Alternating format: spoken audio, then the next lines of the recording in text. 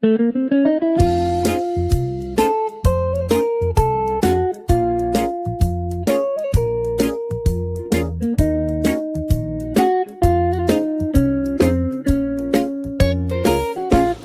កាមភ័យមួយព្រះគ្រីស្ទបានជួយបញ្ជាក់ប្រាប់ថាអំពីចំបាំងនឹងចលាចលនោះអ្នកកុំខ្វល់ភ័យព្រួយឡើយណា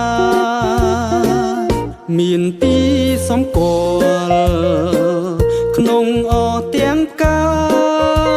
យមានក្តីអន្តរាយក៏ក្រើកផែនដីគ្រប់សាំងប្រុសស្រីស្រយុទ្ធចិត្តភ័យសន្ធឹកខ្លាំងក្រៃរបសាំងមុតផ្ទៃមេឃផែនដីកន្លងបាត់ទៅបន្ទូលទ្រង់នៅមិនដែលបាត់ឡើយអ្នកគុំកន្តើយចាំយាមជានិច្ចចាំដោយមិនភ្លេចទ្រង់នឹងយាងមកនឹកឃើញកូនមនុស្សគង់លើពពកមានព្រះជាស្ដានឹងសេរីល្អជុំមានអំណងើបមើលទៅលើគុំនៅស្ទាក់ស្ទើរទ្រង់ប្រលូហើយ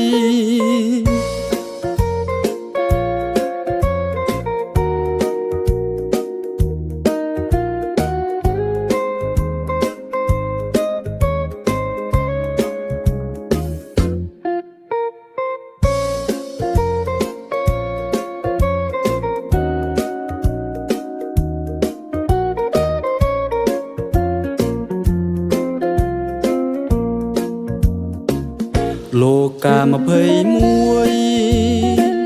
ព្រះគ្រីស្ទបានជួយបញ្ជាក់ប្រាប់ថាអំពីចំបាំងនឹងចលាចលនោះអ្នកកុំខ្វល់ភ័យព្រួយឡើយណាមានទីសំគាល់ក្នុងអទាំងកាយមានក្តីអន្តរាយក៏ក្រើកផែនដីគ្រប់សាំងប្រុសស្រីស្រយុទ្ធចិត្តភ័យសន្ធឹកខ្លាំងក្រៃរបសាំងមុតផ្ទៃមេឃផែនដីកន្លងបាត់ទៅបន្ទូលទ្រង់នៅមិនដែលបាត់ឡើយអ្នកគុំកន្តើយចាំយាមជានិច្ចចាំដោយមិនភ្លេចទ្រង់នឹងយាងមកនឹកឃើញកូនមនុស្សគង់លើពពកមានព្រះជាស្ដានឹងសេរីល្អជុំមានអំណងើបមើលទៅលើគុំនៅស្ទាក់ស្ទើរទ្រង់ប្រលូហើយ